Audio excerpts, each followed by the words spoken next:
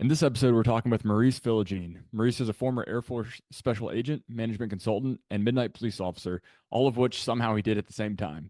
This guy does it all. He's now a managing partner for a real estate private equity firm with $250 million in assets under management, and he also does personal coaching. He's traveled all over the world, currently splitting time between Maryland and Lebanon. Yet, despite all of that, one of the coolest things about him is his approach to life in general, which we dive into quite a bit. So, with that, let's get to this episode with Maurice Philogene. Most people you talk to when transitioning out of the military have never actually transitioned out themselves. You're probably getting a bunch of opinions from people who plan on staying in until retirement and have no idea how to actually show empathy for your situation. This podcast is about providing fresh perspectives and a front row seat for conversations with successful veterans doing big things after leaving the military.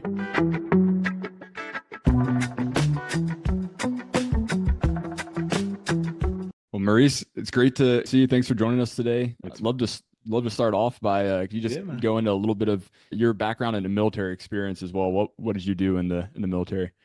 Yeah.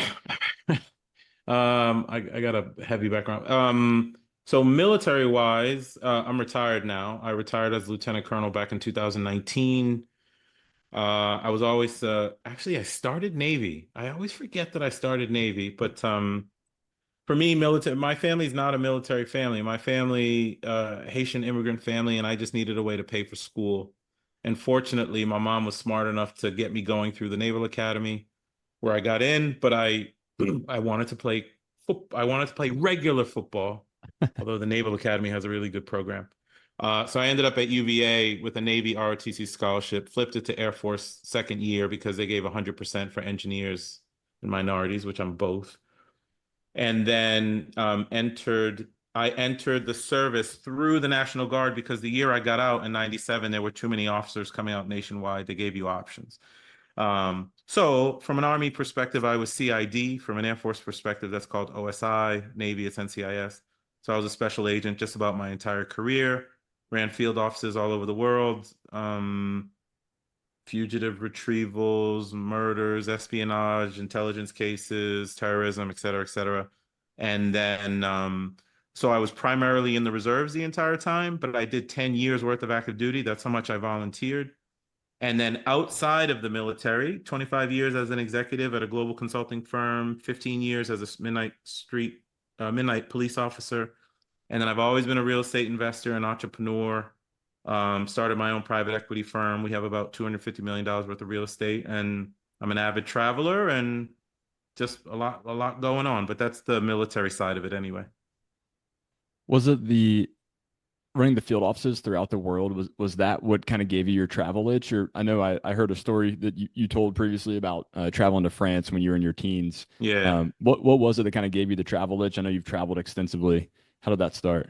Yeah, it was that. So I've now been to 99 countries over 400 times. I don't count, nor do I want to see all 196 countries. That was never the intent. It's just that when I was 15, I traveled around France with the family of an exchange student that stayed with me in Boston the previous year. So this is 1990. It changed my life as an inner city knucklehead kid. It just opened me up to the world is a lot bigger than Boston, the crap that I was doing. And when I got to my 20s, I found personal finance. I found the concept of passive income, being able to generate income without your divorce from your need to physically be somewhere. It led me to real estate. But and then when I figured that out relative to real estate, my thought process was, look, man, if I can generate passive income in my life, then I can generate time. If I can generate time, I can go back to when I was 15 and have those kinds of poignant experiences. I just got very lucky understanding very early in life that life is not about money. It's about relationships and experiences. And one of the ways you can do it is by travel, not for the sake of travel. I don't travel like a tourist. I travel to meet people like Griffin and Jack, or roll out to Hawaii to have lunch with my man Jack, or there's always some component to it, but travel has been a big piece. But I leveraged the military service to do more of it. Where Luxembourg, Germany, 10 countries in Africa, Turkey, Lebanon, several field offices in the US. And then same thing with my consulting career. I always took the overseas assignments. And then, like the other 80% was just me personally, my own personal value system. But that's kind of how it all came about because of that trip. Yeah, That's so amazing. one of the things I picked up from your podcast was just like live and work to where you don't need a vacation. Yeah. And Yeah. I also I heard this, not to caveat, but there was a quote that I heard that it was the master in the art of living. And I Hmm. literally heard it right when I started listening to your podcast. And I feel like you are probably the quintessential example of this. The master in the art of living makes little distinction between his work and his play, his labor and his leisure, his mind and his body, his information and his recreation, his love and his religion. He hardly knows which is which. He simply pursues his vision of excellence at whatever he does. And I think that it just seems like what I'm picking up from listening to how you communicate with people, that's the way that you live your life. Your work isn't just work. Your play isn't just play. You kind of have morphed into this, just enjoyment of life, and you've created options and opportunities for yourself through that sort of mindset. And I absolutely love that. So you're a big inspiration. And that's, I think, a great way Wow. to live, right? Yeah, man. So I thank you for saying that. That makes me happy. A lot of what I'm going to say on the podcast today, or anything you've ever heard me say, is probably more in reflection because when I went on my journey in my 20s and early 30s, I had a lot of entrepreneurial depression of like building businesses and why is everybody going left, but my spirit and my God keeps telling me to go right. It wasn't easy by any means. However, I'm going to be 49 on Saturday. I still get, are you in your 30s? Because I have not, maybe because of how I look, because I'm still in the gym and all that. And I went on a fitness journey where I lost 35 pounds and I'm back to deadlifting heavy stuff. But it's not that. It's that I really quickly understood that life is not about money, it's relationships and experiences. And if you can build a lifestyle where you don't need a vacation, you've beat the system. I haven't taken a quote unquote vacation in almost 10 years. I don't need to.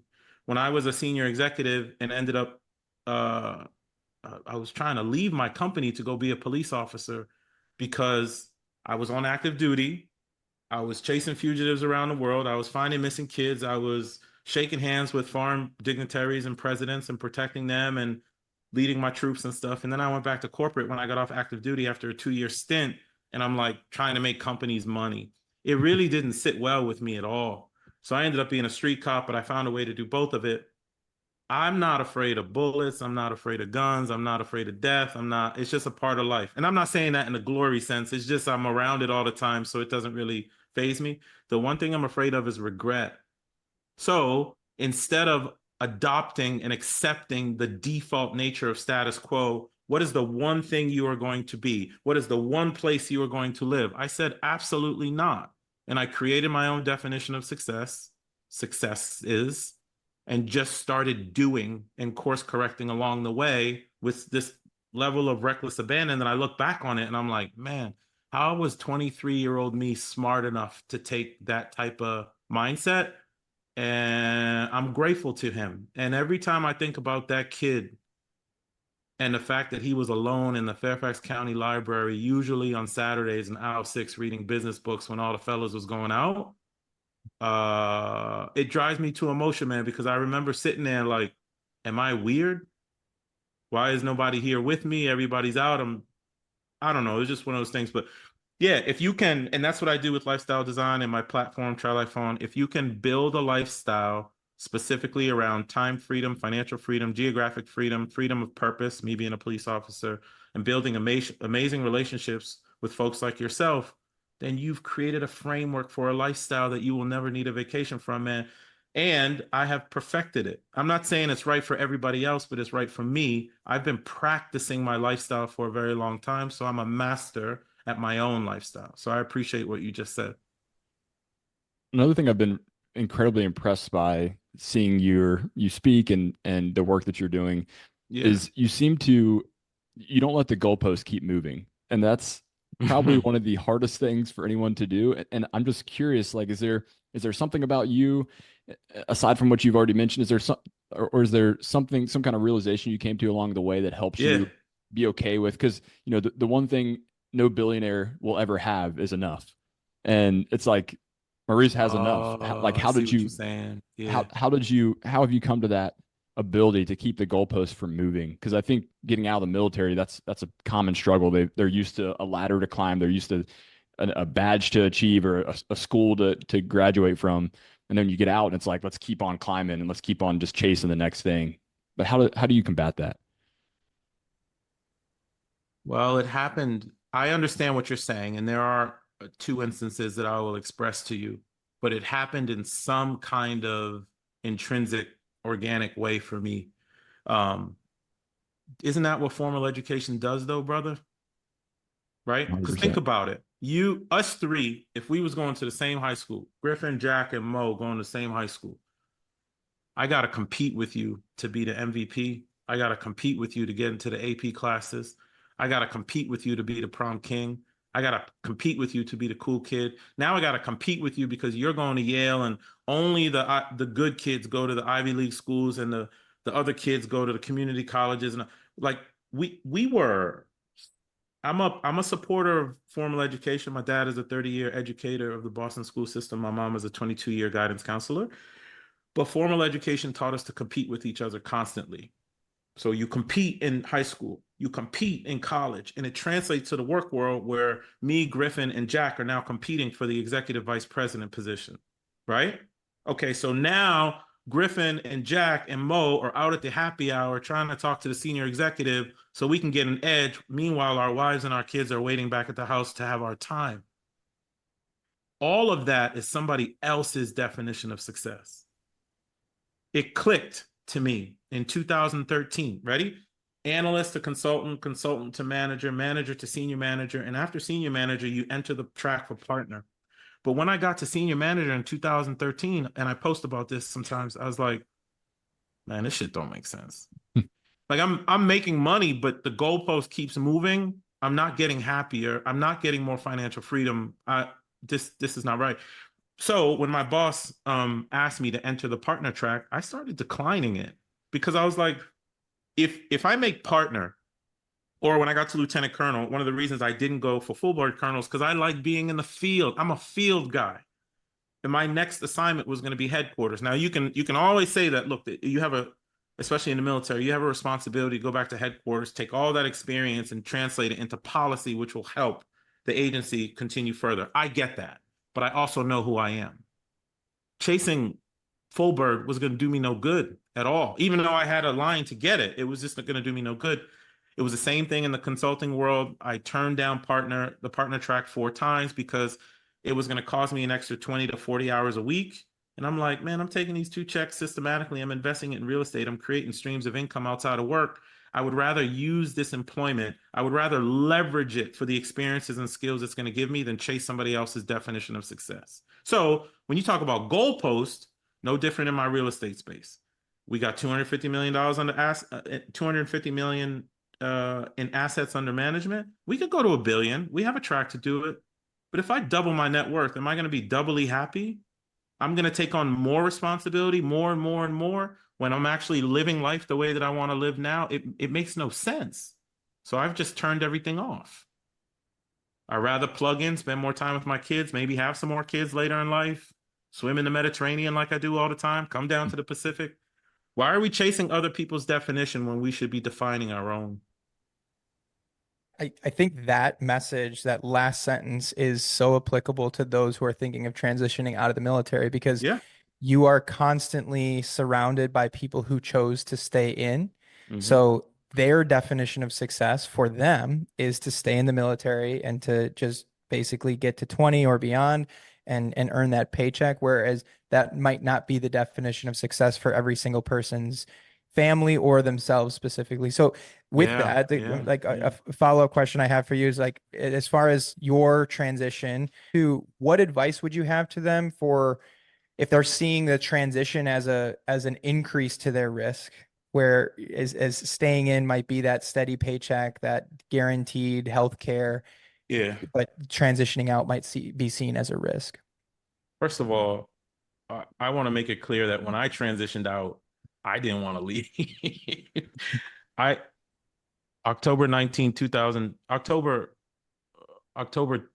October 6th, 2019, I was sitting in my car in Washington, D.C., and at 5 p.m. I started crying because I knew I had transitioned to retired. That was not a good day. So my statement is from someone who loves the military. I miss it, and when I retired, I didn't go back on a base because I couldn't face seeing people in uniform. A friend of mine's dad passed, and he was an '06 in the Coast Guard, and I tried to put on a uniform and I couldn't do it.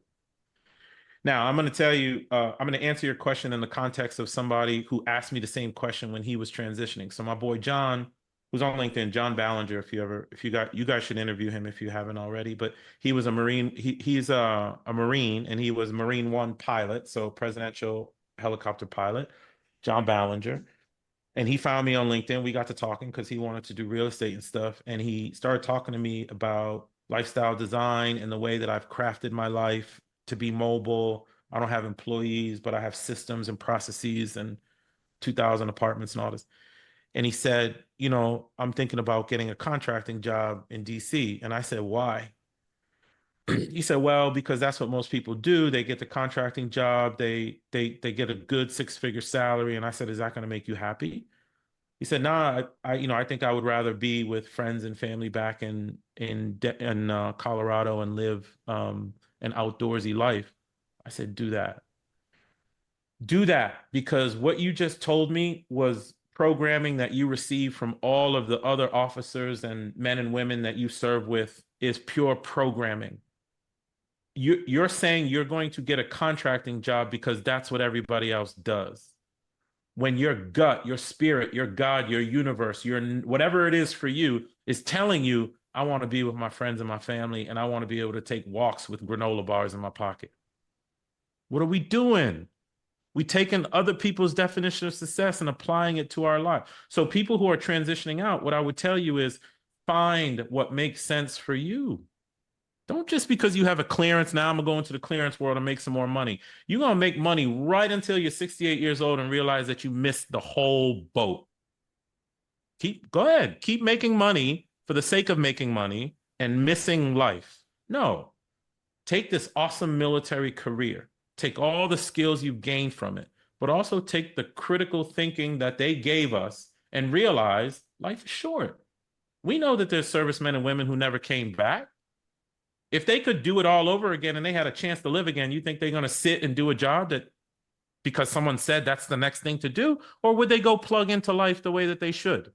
Or go follow a passion, become a street cop, become a baker, become a painter, go to live in Hawaii, live in Lebanon the way that I do? Like, what are we doing? We are just allowing ourselves to just be, I don't want to say manipulated, man, but we have so much programming that if you can just pause for a second and realize that we are neuroplastic people, we can change our mindset. We can go a different direction.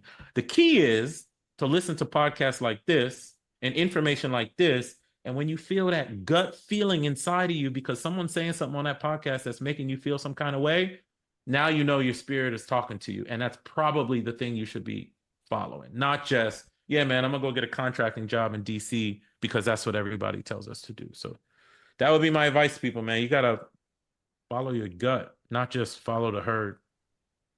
That's good, man. I think the three of us probably have a bias towards real estate. all three of us have invested in real estate, both on the side while serving in the military and in a full-time capacity as well. Mm-hmm. But what do you think, given the skills that most folks develop in the military, what do you think is whether it's real estate or otherwise, a good way for them to start building wealth, start building some sort of, I don't think passive income is a real thing, but semi-passive income to allow them to really pursue passions following their service time?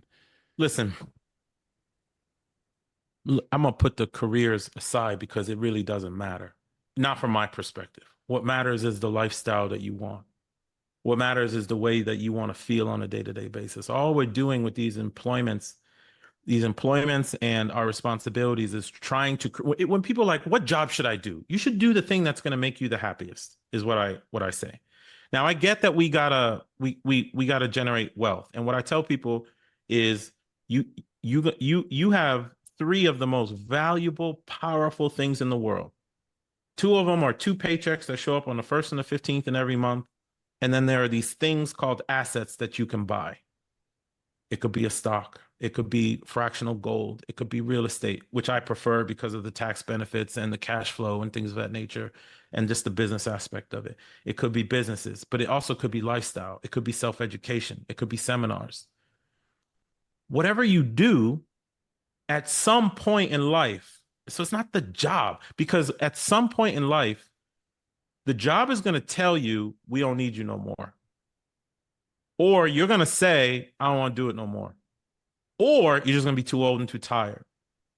So whatever it is you choose to do, please just buy any kind of asset along the way, because it's going to be down the road that those assets take care of you. So now in my case, I bought my first real estate investment property when I was 26 years old in August of 2002. That was my first cash flow, passive, semi-passive, whatever we want to call it, doesn't matter. First cash flow. By the time I left corporate in November of 2021, I had maybe 2,100 or 2,200 sources of some relative cash. Now, it didn't matter if it was 5 cents, 30 cents, $30, $300, or $3,000 a month. They were there. Those are the things that give you the ability to now choose what it is that you want to be and what it is that you want to do. Everybody is looking for what is the job that is going. You can do whatever you want, just as long as do the job, but just buy assets along the road such that when career highway comes to an end, you just roll out on exit 41. You just keep going. I think people look at it a little bit off. I think people are looking at the job as the thing that's going to save you. Nah, man, any job, do something that makes you happy. But as you're doing that thing, just systematically save some money on the side and start buying these little assets along the way. And this is the problem with the society today. Everybody's like, Uber is instant, Netflix is instant, Amazon delivers to your house whenever you want to. Everything is so effing instant. My financial freedom journey took me 14 years to get to a point where I had more money coming in from real estate than from work. But I was systematic about it. Nobody's patient anymore. Everybody wants to hit the lottery. But even if you hit the lottery, you haven't built up the skills to maintain it or multiply it anyway. I think you can do whatever you want, but you should just be buying assets along the way. That's how I coach the people that I work with. Absolutely. Yeah, that makes complete sense. I think it's one of the easiest things and one of the hardest things to do, to just pull that trigger or that lever, right? And decide to start doing that. It is very easy, but there's a lot of sacrifice that comes along with that. So whether it's your time, it goes back to the quote at the beginning, your time and the enjoyment of what you're doing. The enjoyment needs to come from something that's going to further your path as to what you actually want to do. Not that short term, that TikTok, that, the eating too much food or what have you. There's a lot of things that are short term really great and feel good, but long term, they might not be supporting those goals that you have. So it's been a recurring theme of what we've been talking about the last couple episodes is whatever that goal is. And to your point, it doesn't matter what the goal is.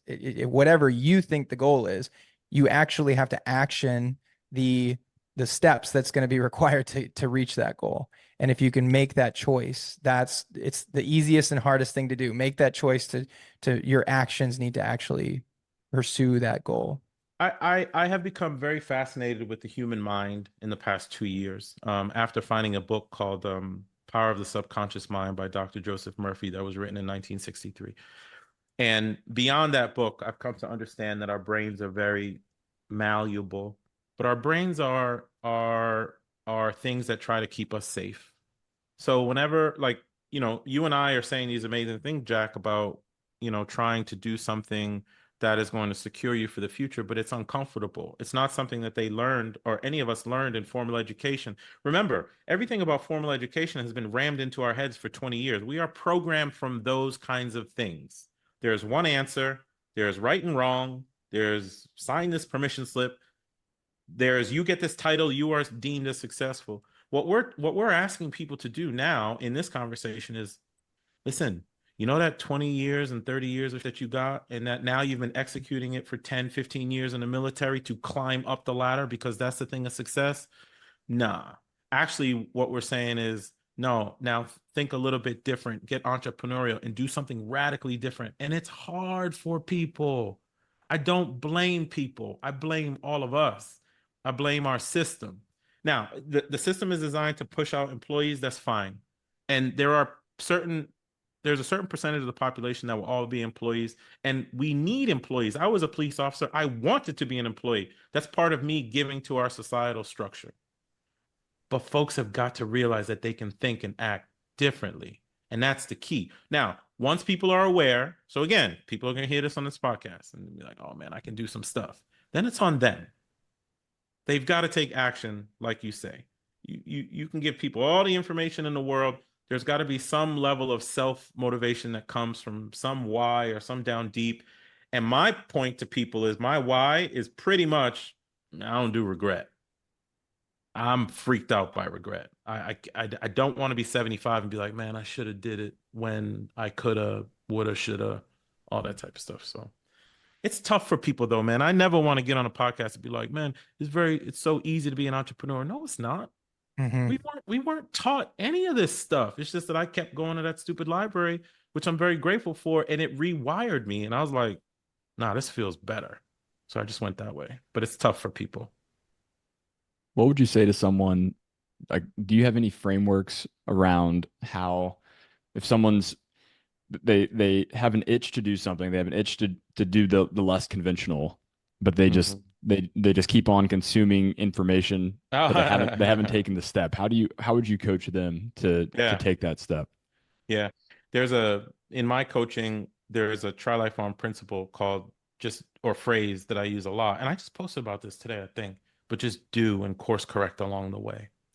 There is an infinite number of inputs that you can uncover when you are doing due diligence on stuff, and it will go forever.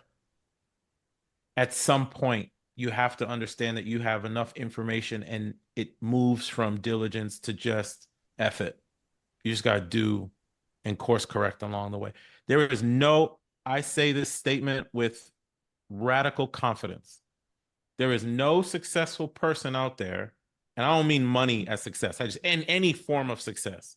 There is no successful out there person who knew everything they were doing before they got into it. None. Not even the 4-star generals. They don't know everything that they're doing. They have to rely on us, right? They got to reach down to us and be like, what do I do? Nobody knows.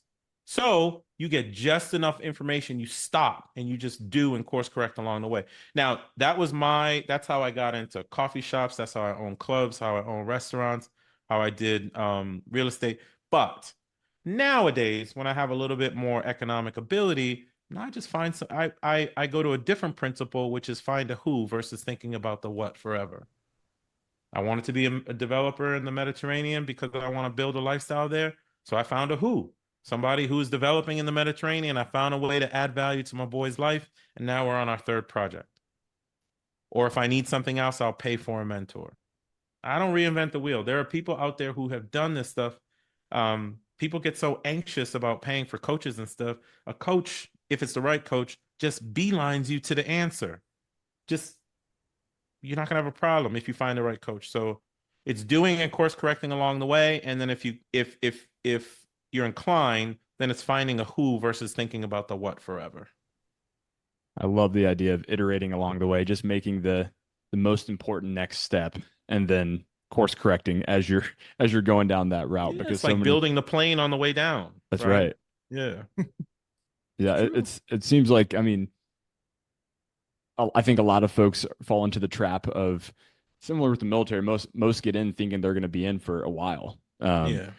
And so they kind of approach life after the military the same way, thinking that when they sign with X company, or when they sign up for whatever path they choose, that it's like a decade of signing their life away. And that's just not the case at all. No. I've fallen into that same trap. It's like you're just so accustomed to thinking, and it's a good loyalty that people have as well. I mean, I don't want to discount loyalty, but it's that you're not signing your life to 10 years with a company. You can really try different paths, Yes. and iterate and continue learning about what you truly do want, and continue pursuing that, rather than feeling stuck in a rut of a particular career field. Yeah, man. I absolutely agree. I absolutely agree. I hope people receive that. Yeah, I love that. I think I did want to kind of go back and ask Sure. you a bit of a specific, and just offer some advice to people who are doing that transition, because that's really what the crux of this podcast is. Yeah. How much time were you putting towards, you mentioned just going to the library and studying and becoming an entrepreneur through self-teaching. How much time were you really putting towards that? And if Mhm. somebody was interested in, while active duty, making that transition and trying to become self-taught, would you have any recommendations for specific books or specific things that they should pursue? I mean, and Matt, it all depends on people's why and what they are interested in, you know. And I'm not a proponent of chase money. When you chase money, it runs. When you go after a why, it sticks. My why, you guys asked the right question of me in the beginning, which was I did that travel when I was 15, and I found the financial stuff, and that's how I ended up in the real estate space to go get more of those life experiences. So my why was the right thing. But this is what I would tell people: look, you, you have to be committed to yourself. I think we are all perfectionists and we will try and do 100% of the things 100% of the time because that's what school told us to do, to be in the AP class, to kill it. I think we can be doing the 20% of important things to get the 80% of result, which is 9 times out of 10 enough, unless we're in life-threatening situations on the military or police side. And then save the rest of time to focus on these outside endeavors because your life is beyond the military. It's just one chapter. I miss the military, but I can't feel it as much as I used to, right? Um, my prime time was, thank you, military, for this. In my 3 careers, military, police, and consulting, when I was doing it all at the same time, I was always 4 a.m. to 8 a.m. doing something. Even if I was in a patrol car, I was doing this. But my prime time was always 4 a.m. to 8 a.m. It still is today. That's 4 hours a day, 5 days a week, that's 20 hours a week, that's 80 hours a month, that's 960 hours a year. That's 1.5 months that you have created to work on exactly what Griffin and Jack are talking about. Don't tell me you don't have time. You have time. You lack commitment to yourself on whatever it is. You add another Saturday, if you add a Saturday and Sunday block to that, you have created 2 months of time, 14 months, which is why now I realize that I did something that was Kobe like, but I didn't realize I was doing something Kobe like because Kobe's my guy. There's this meme of Kobe, or this interview of Kobe, when he talks about the fact that he would work out from 4 to 6, then he would eat breakfast, then he would go work out from like 11 to 1, then he would go do family stuff, then he would work out from 4 to 6. Okay, but everybody else was doing the 2 workouts in the afternoon, so he had that one workout in the morning. But because that time compounded on itself over his 20 years of playing basketball, 25 years playing, nobody could ever catch him. I couldn't be caught. How did you start all the business? Because I was creating time. But when did you do it? Sometimes I was in a patrol car. Sometimes I was at the consulting office, but then I would work during lunchtime. Sometimes the fellas would go out. For every time, 5 times the fellas went out, I went out once. I was committed to it. So when people were like, oh, I don't have time. No, especially you, military member, with your discipline, be disciplined for the mission of your service. I get it. But also be disciplined for your life. You got 28,000 days in the average 80-year lifetime, and we're out here posturing for positions. Come on, man. Like, be committed to yourself too. So, doesn't matter. Real estate, gold, starting a business, pottery, being a better dad, don't care. Just put time to it and understand that time compounds and not everything is going to be instant. Hmm. Well said. Was there a point that you felt like you transitioned from, you mentioned working over lunches, working for, I know you still work 4 to 8, but kind of like you're putting in the work that others weren't. Yeah. And it seems like there's a bit of a, not that you aren't doing that now, but there's been a transition between doing that early on, kind of Mm-hmm. building wealth, building your passive income of financial freedom, and to where you are now, where you are optimizing for lifestyle. Was Mm-hmm. there a transition there where you hit a point where you could think in that way, or or like how do you balance those two kind of grinding and then optimizing for lifestyle kind of Yeah, juxtapositions? I think I am going to answer that question, but I'm kind of the optimizing for lifestyle became the optimizing for lifestyle came out of more of a spiritual journey than it did I hit some point, and I will explain that. But when I was 41, so I'm 49 now. So when I was 41, I remember I hadn't looked in my bank account for months. I was still working the three careers. Real estate money was coming in. And I was like, oh shit. And I looked, and my company had paid me for like 6 months, and I never even used the money. That's when I realized I had made it. And mind you, I'm very I'm generally fiscally responsible except for when it comes to travel. That it's just my comfort matters to me. But I'm not a bit like I drive a '05 that's paid off. My house is paid off. Like I'm not a big spender, you know. But I hit this inflection point, and this is what I mean by the compounding. My net worth and even my cash flow was just like this very steady eddy thing. And then over the years, what was happening, I kept buying these little single family houses, and I would, when some of them would appreciate, I would sell a few of them and then take the equity and use the equity along with my paychecks to pay off the other ones, right? So then all of a sudden I have more cash flow coming in plus my paychecks, and you just press repeat. So I'm doing this for like, I don't know, 17 years, 16 years. And all of a sudden one day I noticed that my net worth was doing this. And I was like, what the hell? So I went to go look at it, like truly look at it and understand what was going on. I was like, oh, I had no idea that the compounding had hit like that. None. Because everything started appreciating all of a sudden and all this cash flow started coming. So I knew something was going on there, and I knew I was okay. But I never see, here's the funny thing. I didn't quit my jobs.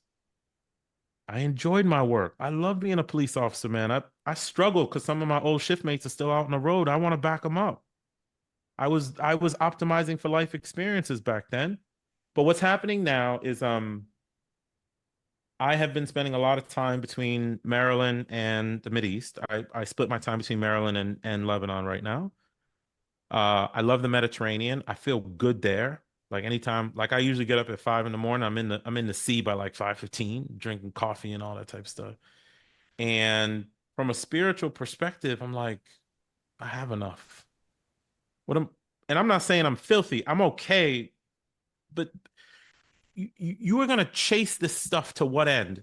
When does this insatiable appetite for constant growth ever stop, such that you are truly plugged into life and planet as your maker or whoever you do or don't believe in wanted you to? If I have the resources available to take care of my two kids, myself, even my parents and my brother, and I'm out there taking more risk with more investors' money to to do what? To prove what to who? That's like me trying to get to the AP class again. So when I got to 2,000 units on the multifamily side, someone was asking me in a conference when I was speaking, you're gonna get to 10,000 units. I'm like, no, I don't want any part of that. We have enough. Now I have goals related to society, and I want to be able to stroke like seven-figure checks to impact society in meaningful ways. So those goals, I need to do a few things to try and get to them. But the rest of it, it's just like you said. I'm not chasing goalposts. I'm chasing life. I'm chasing the fact that my boy was laughing at me yesterday. You guys will appreciate this. Outside my farmhouse here in Maryland, there's a bird that's black and yellow that lands on this sunflower patch that I have in front of my house every morning around 6:45 in the morning. It's the same bird. And my boy Billy, who lives in Barcelona, was like, "Did you hear what you just said?" Yes, because I've kind of shut off, like, oh, I'm after this business stuff to much more of I want to pay attention to what's happening in life. You know what I mean? And I'm picking up detail because I do this thing called information diets and mental diets. I don't absorb negativity. I don't watch the news. I don't watch bad movies. I don't, nothing. There's just beauty in my mind and I can see it. Why am I going to go chase more money? For what? To do what? I don't know. I think there's a point where you should realize how fortunate you are, give back to as many people as you can, and enjoy the fact that you are still alive when other people are not. And that's just kind of where I am. I'm not waiting till 65. That ain't happening. It's happening right now. Yeah, that's phenomenal. One of the things that I absolutely love that you said was if you chase money, it's going to run from you. And that's the same sort of thing. You know, this life of abundance doesn't come from wanting it. I think it's like Oprah that said that. Like Yeah. She's smart. she just created it. It wasn't she wanted it so bad. It was just, you know, the life of abundance comes from attraction Yeah. and knowing what you want. And I think yeah, again, you're an incredible example of that. And I think we all aspire to be that way. Yeah, it's nice, We man. do It's we nice. do have one specific thing that we ask every single guest on the Yeah. podcast. Yeah. It's an ask and a give. Mhm. So we can start with if you have one ask for our listeners or for really anybody out there. What is your ask? How can somebody help you, you know, pursue your endeavors, or what are you Oh, looking mhm. for somebody that might be able to have an opportunity to connect with you? First of all, I told you I struggled when I left the military and the police, and I think part of the reason why I struggled is because I lost the community that I was serving. So I'm just a service guy. One of my purposes, we talked about this earlier, but one of my purposes is to be loved by community. So I'm always trying to like find ways to impact people. It just makes me feel good. I'm selfish about it, but I don't care. Like I like helping people. So I started Try Life On, all about lifestyle design, building lifestyle. You don't need a vacation from. I created a platform, trylifeon.com. I created a podcast for it, introducing people to lifestyle businesses, Try Life On principles, how people are living around the world, how people are creating businesses, but more so how people are making their extraordinary ordinary and how people are designing their lives. My ask would be for folks to check it out and to connect people to it. And if you are really into, look, man, I want to plug into life, Maurice, then be good to yourself and truly read the newsletters that I put out. Because, man, I rack my brain to put out these newsletters. It's not to attract clients. I do coach, but that's not why I'm doing it. It's because that 23-year-old kid did that by himself for 15 years. And it wasn't fun. I'll tell you, not because there was times I wasn't sleeping, there was times I was lonely, there was times I thought I was odd. It was weird. But now that I have this platform, many of the people who used to be like, "What's wrong with you?" and now they're like, "How did you do that?" Well, I take the time to write everything down that I can to put it out. So my ask would be, give that stuff a shot. If I can help you, I can always be reached at maurice@trylifeon.com. And it's genuine, man. I'm coming from a genuine place of trying to help people. I know I'm helping a lot of people because I get a lot of messages and stuff, but help, give me a shot and read that stuff and listen to the podcast. And I got no agenda except to help people. That's great. And then one give as well. One give, man. Well, I'll do two because it's related, but it's the two Try Life On principles that I've talked about. The first and overarching one is that status quo is a default language we do not have to follow. The Matrix was not a movie, it was a documentary. It really was. It was, man. And it's okay to be the executive vice president of your department. If that's what you want to do, then that's what you want to do. But you don't have to do that. You don't have to be concerned about the opinions of neighbors, peers, coworkers, and even your family telling you what to do, where to be, how to live. Man, if I would have followed my family's financial blueprint of make money, save it, because my parents are an immigrant family and I understand where they came from, I wouldn't be where I am today. And that's relative. That's not comparing to other people. It's just my ability to take care of my own family. Now my parents are like, that's good. Status quo is a default language you do not have to follow, but I want to highly encourage people to understand the concept, and it's in the newsletters. Understand the concept that life is this thing that we practice. There is no destination. You get better at it over time.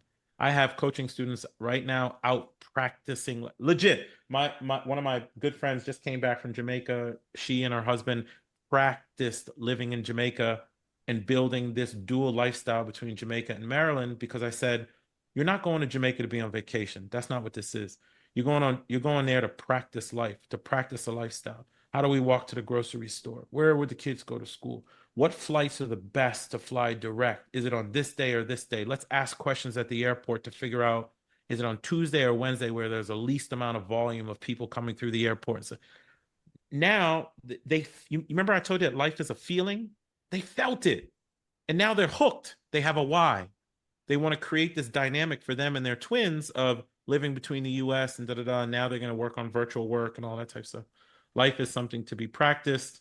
I hope you do it, because status quo is something you do not have to follow. You can, there's nothing wrong with it, but you should be making a conscious decision, not just defaulting to it. My wife, we're both from Wisconsin, and we just visited Wisconsin recently for about 2 weeks, and it created a deep desire. Now, Wisconsin isn't as exotic as maybe some other places people Madison can live, is. but yeah, oh yeah, cheese curds, super exotic.